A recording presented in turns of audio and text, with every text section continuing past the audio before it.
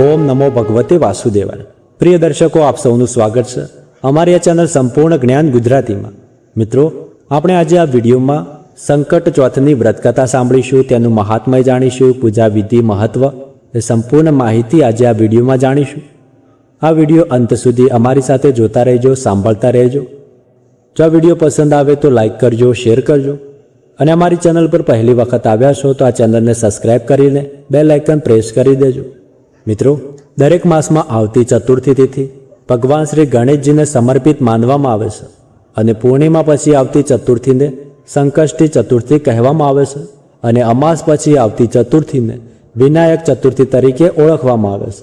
આ બંને વિશેષ દિવસો એવા છે કે જ્યારે ભગવાન શ્રી ગણેશજીની ભક્તિભાવથી અને નિયમપૂર્વક પૂજા આરાધના કરવાથી તથા તેમનું વિશેષ વ્રત રાખવાથી તેઓ પોતાના ભક્તોની તમામ મનોકામનાઓ પૂર્ણ કરે છે। તો જેઠ મહિનામાં સંકષ્ટી ચતુર્થી 3 જુલાઈ 2026 શુક્રવારના દિવસે માનવામાં આવે છે। સંકષ્ટી ચતુર્થીનું વ્રત તમામ સંકટોને દૂર કરનારું માનવામાં આવે છે।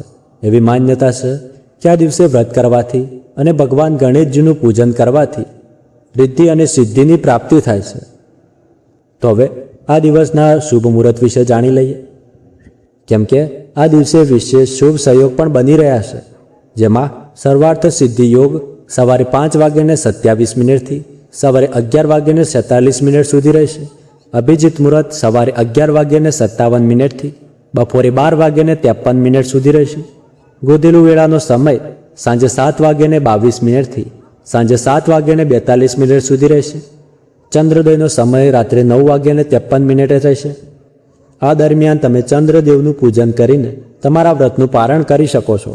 શાસ્ત્રો અનુસાર ચતુર્થી તિથિના દિવસે વહેલી સવારે ઉઠીને સ્નાન વગેરે કરીને સ્વચ્છ અને પવિત્ર વસ્ત્રો પહેરી વ્રતનો સંકલ્પ કરવો। ત્યારબાદ પૂજાના સ્થળે એક પાટલા ઉપર ભગવાન ગણેશજીની પ્રતિમા સ્થાપિત કરવી, ભાવપૂર્વક સ્નાન કરાવી, પછી ધૂપ દીપ પ્રગટાવી તેમને સિંદૂર, અક્ષત, રોલી, ફૂલોની માળા, વસ્ત્ર અને દુર્વા અર્પણ કરવા। ત્યારબાદ તલગોળના લાડુ અથવા મોદકનો ભોગ ધરાવો। દુર્વા અર્પણ કરતી વખતે ઓમ ગ ગણપતે નમઃ આ મંત્રનો જપ કરવો, અને પછી વ્રતકથાનું પઠન કરવું। વ્રતકથા વાંચતી વખતે પોતાના જમણા હાથમાં ફૂલ અને તલ રાખવા, અને કથા પૂર્ણ થયા પછી તે તલ અને ફૂલ લોટાના પાણીમાં સમર્પિત કરી દેવા। પછી સાંજે ચંદ્રોદય પહેલાં ફરીથી ગણપતિજીની પૂજા કરીને વ્રતકથાનું પઠન કરવું, અને ત્યારબાદ ચંદ્રદેવને ચોખા અને ખાંડ મિશ્રિત જળથી અર્ધ અર્પણ કરવું। અંતમાં બ્રાહ્મણોને દાન આપવું। તો મિત્રો, આ દિવસે એક ઉપાય તમારે અવશ્ય કરવો જોઈએ। તો સંકષ્ટી ચતુર્થીના દિવસે ભગવાન ગણેશજી અને માતા લક્ષ્મીનું પૂજન કરીને 5 એલચી અને 5 લવિંગ અર્પણ કરો। તેનાથી કાર્યોમાં સફળતા પ્રાપ્ત થાય છે। આ દિવસે પૂજા કરતી વખતે ગાયના શુદ્ધ ઘીમાં સિંદૂર ભેળવી ભગવાન ગણેશજીને અર્પણ કરો। જો તમે વ્રત ન પણ કરી શકો તો પણ ભગવાન ગણેશજીને 5 દુર્વા અને ગોળ જરૂર અર્પણ કરજો। આમ કરવાથી તમારી દરેક પ્રકારની મનોકામનાઓ પૂર્ણ થશે। આજે ભગવાન ગણેશજીને 5 હળદરની ગાંઠ પણ જરૂર અર્પણ કરવી જોઈએ, અને સાથે ગણેશ ગાયત્રી મંત્રોનો જપ કરવાથી તમામ પ્રકારના સંકટો દૂર થાય છે। હવે જાણીએ સંકષ્ટી ચતુર્થીની સૌથી પ્રાચીન અને પૌરાણિક કથા શું છે। કથા અનુસાર પ્રાચીન સમયમાં મહિષ્મતી નામનું એક નગર હતું, અને તે નગરમાં મહાજીત નામનો રાજા રાજ કરતો હતો, જે અત્યંત ધાર્મિક સ્વભાવનો હતો। મહાજીતનું ઘર દરેક રીતે સુખ સમૃદ્ધિથી ભરેલું હતું, પરંતુ તેમને કોઈ પુત્ર નહોતો, અને તેથી તેઓ ખૂબ જ દુઃખી રહેતા હતા।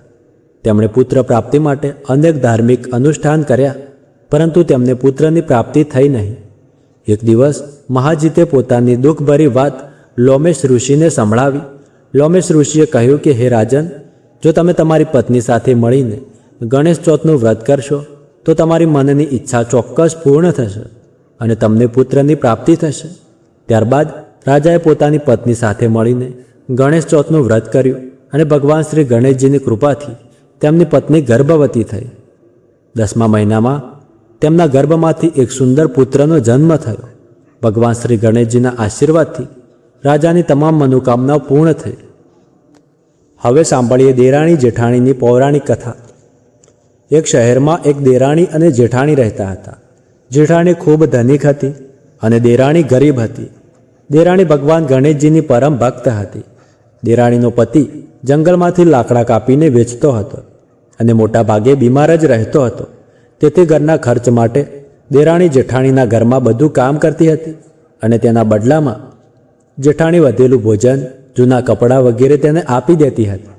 આ રીતે જેમ તેમ દેરાણીનો પરિવાર ચાલતો હતો.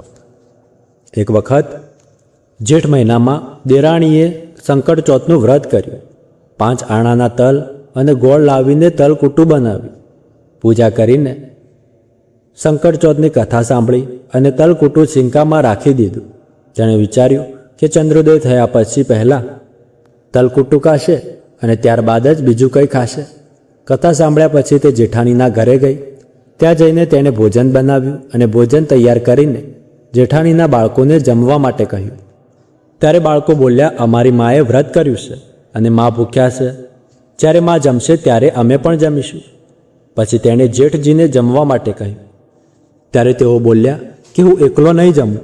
જ્યારે ચંદ્રોદય થશે ત્યારે બધા સાથે જમી લેશું. જેઠાણીએ તેને કહ્યું કે આજે તો હજુ સુધી કોઈએ ભોજન કર્યું નથી. હું તને કેવી રીતે આપું? તું કાલે વહેલી સવારે આવીને વધેલું ભોજન લઈ જજે. આ સાંભળીને દેરાણી પોતાના ઘરે પાછી આવી. ત્યાં તેના ઘરે પતિ અને બાળકો બધા આશા લઈને બેઠા હતા કે આજે તો તહેવાર છે એટલે કંઈક સારું ભોજન ખાવા મળશે. પરંતુ જ્યારે બાળકોને ખબર પડી કે આજે તો રોટલી પણ ખાવા નહીં મળે ત્યારે તેઓ રડવા લાગ્યા. તેના પતિને પણ ખૂબ ગુસ્સો આવ્યો અને બોલ્યો કે આખો દિવસ કામ કરીને પણ 2 રોટલી લાવી શકતી નથી તો પછી કામ શા માટે કરે છે? પતિએ ગુસ્સામાં આવીને પત્નીને કપડાં ધોવાના ધોકાથી મારી. ધોકો હાથમાંથી છૂટી ગયો તો તેને ગળદા પાટુથી મારી. તે બિચારી ભગવાન ગણેશજીને યાદ કરતી રડતી રડતી પાણી પીને સૂઈ ગઈ.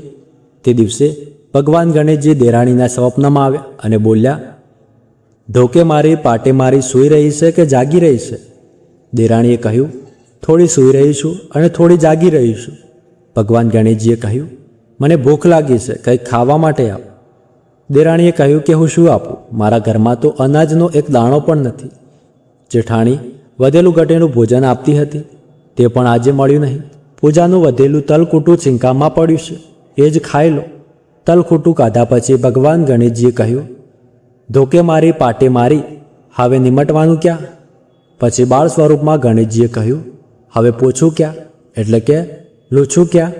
ઊંઘમાં મગ્ન દેરાણીને ખૂબ ગુસ્સો આવ્યો કે ક્યારથી પરેશાન કરી રહ્યા છો. તેથી ઊંઘમાં જ ગુસ્સેથી બોલી, મારા માથા પર લૂખી લો, બીજે ક્યાં લૂખશું? સવારે જ્યારે દેરાણી ઉઠી ત્યારે આ જોઈને આશ્ચર્યચકિત થઈ ગઈ કે આખું ઘર હીરા અને મોતીથી ઝગમગી રહ્યું હતું. માથા પર જ્યાં ભગવાન વિનાયકજીએ પોછ્યું હતું ત્યાં હીરાની બિંદી અને ટીકો ચમકી રહ્યા હતા. તે દિવસે દેરાણી જેઠાણીના ઘરે કામ કરવા ગઈ નહીં. ઘણો સમય રાહ જોયા પછી જેઠાણીએ બાળકોને દેરાણીને બોલાવવા મોકલ્યા. જેઠાણીએ વિચાર્યું કે કાલે ભોજન આપ્યું ન હતું એટલે કદાચ દેરાણી નારાજ થઈ ગઈ હશે. બાળકો બોલાવવા ગયા અને કહ્યું કે કાકી ચાલો, માએ બોલાવ્યા છે તમને, ઘણું કામ પડ્યું છે. દેરાણીએ જવાબ આપ્યો, હવે એની જરૂર નથી, મારા ઘરમાં બધું ભરપૂર છે. ભગવાન ગણેશજીના આશીર્વાદથી મને બધું જ મળી ગયું છે. બાળકો ઘરે આવીને માતાને કહ્યું કે કાકીનું આખું ઘર તો હીરા અને મોતીથી ઝગમગી રહ્યું છે. જેઠાણી દોડી દેરાણી પાસે આવી અને પૂછ્યું કે આ બધું કેવી રીતે થયું? દેરાણીએ તેની સાથે જે કંઈ બન્યું હતું તે બધું કહી દીધું. ઘરે આવીને જેઠાણીએ પોતાના પતિને કહ્યું કે તમે મને ધોકા અને ગરદા પાટુથી મારો. તેના પતિએ કહ્યું, અરે ભલી સ્ત્રી, મેં તો ક્યારેય તારા પર હાથ પણ ઉપાડ્યો નથી. હું તને ધોકા અને પાટેથી કેવી રીતે મારી શકું? પણ તે માની નહીં અને જીદ કરવા લાગી. અંતે મજબૂરીમાં પતિએ તેને મારવું પડ્યું. પછી તેણે ઘણું ઘી નાખીને ચૂરમું બનાવ્યું, તેને છીંકામાં રાખ્યું અને સૂઈ ગઈ. રાત્રે ચોથ વિનાયકજી સ્વપ્નમાં આવ્યા અને બોલ્યા, મને ભૂખ લાગી છે, શું ખાવ? જેઠાણીએ કહ્યું કે ગણેશજી મહારાજ, મારી દેરાણીના ઘરે તો તમે સૂકું તલકૂટું ખાધું હતું. મેં તો તમારા માટે ઘીથી ભરપૂર ચૂરમું બનાવીને છીંકામાં રાખ્યું છે. ફળ અને મેવા પણ રાખ્યા છે. તમને જે ગમે તે ખાઈ લો. બાળ સ્વરૂપમાં ગણેશજીએ કહ્યું, હવે નિમટું ક્યાં? જેઠાણીએ કહ્યું, તેને ત્યાં તો તૂટેલી ફૂટેલી ઝૂંપડી હતી. મારે અહીં તો સોનાના મહેલ છે. જ્યાં તમારું મન થાય ત્યાં નિમટી જાઓ. પછી ભગવાન ગણેશજીએ પૂછ્યું કે હવે પોછું ક્યાં? જેઠાણીએ કહ્યું કે મારા કપાળ ઉપર મોટી બિંદી લગાવીને પોછી લો. ધનની લાલચી જેઠાણી સવારે ખૂબ વહેલી ઉઠી. તેણે વિચાર્યું કે હવે ઘર હીરા અને ઝવેરાતથી ભરાઈ ગયું હશે, પરંતુ જોયું તો આખા ઘરમાં ગંદકી ફેલાયેલી હતી. ભારે દુર્ગંધ આવતી હતી અને તેના માથા પર પણ ઘણી ગંદકી લાગેલી હતી. આ બધું જોઈને જેઠાણી ખૂબ જ પરેશાન થઈ ગઈ અને તેણે કહ્યું કે હે ગણેશજી, આ તમે શું કર્યું? મારાથી રિસાઈ ગયા અને દેરાણી પર પ્રસન્ન થયા. જેઠાણીએ ઘર અને પોતાની સફાઈ કરવાની ખૂબ કોશિશ કરી, પરંતુ ગંદકી તો વધુને વધુ ફેલાતી જ ગઈ. જેઠાણીના પતિને પણ આ વાતની ખબર પડી તો તેઓ પણ ગુસ્સે થયા અને બોલ્યા, તારી પાસે આટલું બધું છતાં પણ તારું મન ન ભરાયું? પરેશાન થઈને તે સંકટ ચોથના ગણેશજી પાસે મદદની વિનંતી કરવા લાગી. ભગવાન ગણેશજીએ કહ્યું, દેરાણી પ્રત્યે ઈર્ષા રાખીને તે જે કંઈ કર્યું હતું આ તેનું જ ફળ છે. હવે તું તારા ધનમાંથી અડધું ધન તેને આપી દેજે, ત્યારે જ આ બધું સાફ થશે. ભગવાન ગણેશજીના કહેવા પ્રમાણે તેણે દેરાણીને અડધું ધન તો આપી દીધું, પરંતુ સોનાની મહોરોથી ભરેલી એક હાંડી ચૂલાની નીચે દાટી રાખી હતી. તેણે વિચાર્યું કે આ વાતની કોઈને ખબર નહીં પડે અને તેણે તે ધન વહેંચ્યું નહીં. તેણે કહ્યું કે હે શ્રી ગણેશજી, હવે તો આ બધો વિખરાવ સમેટી લો. ભગવાન ગણેશજીએ કહ્યું, પહેલાં ચૂલાની નીચે દાટેલી મહોરોની હાંડી સહિત તાકામાં રાખેલી 2 સોયના પણ 2 ભાગ કર. ત્યાર પછી જ આ બધું સાફ થશે. ત્યારબાદ ભગવાન ગણેશજીના કહેવા પ્રમાણે જેઠાણીએ ચૂલાની નીચેથી મહોરોથી ભરેલી હાંડી કાઢી અને તેના પણ 2 ભાગ કર્યા તથા સોયના પણ 2 ભાગ કર્યા. આ રીતે ગજાનન બાળ સ્વરૂપમાં આવીને સોય જેવી નાની વસ્તુનો પણ ભાગ પડાવ્યો અને પોતાની માયા સમેટી લીધી. હે ગણેશજી મહારાજ, જેવી કૃપા તમે દેરાણી પર કરી તેવી જ કૃપા સૌ પર કરજો. આ કથા કહેનાર, સાંભળનાર અને હુંકારો ધરનાર બધા પર તમારી કૃપા કરજો. પરંતુ જેઠાણીને જેવી સજા આપી તેવી સજા કોઈને પણ ક્યારેય ન આપજો. તો પ્રેમથી બોલો ગણેશજી મહારાજની જય.